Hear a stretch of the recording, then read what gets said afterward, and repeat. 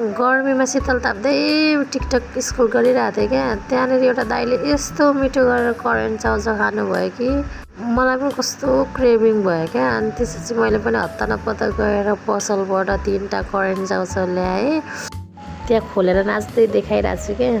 पानी बसाएर उमाल्नलाई हालिदिएँ। अनि एकतिर चाहिँ छोरीले प्याज काटेर रेडी बनायो। अनि त्यसपछि मैले चाहिँ त्यसलाई उम्लिसकेपछि छन्नीमा छानेर आरीमा हालेर सबै त्यसको इन्ग्रेडियन्ट्सहरू हालेर घोलेँ।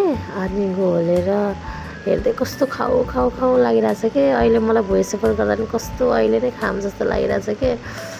अनि त्यसपछि यस्तो देखाउँदै खाएँ क्या। अनि छोरीलाई पनि खान दिएर रिभ्यू देऊ न भनेको कस्तो मिठो छ मिठो क्या। अनि मलाई चाहिँ फेरि यो करेन्ट त्यसै पनि मिठो लाग्छ कि। अनि खानासँग झन् कस्तो धेरै मिठो लाग्छ कि। अनि त्यहाँ खाइला भन्दै खाइरहेको थिएँ। अनि खाएर पनि सिद्धियो है। त्यो धन्दा गर्नु पर्यो। Thanks for watching, bye by.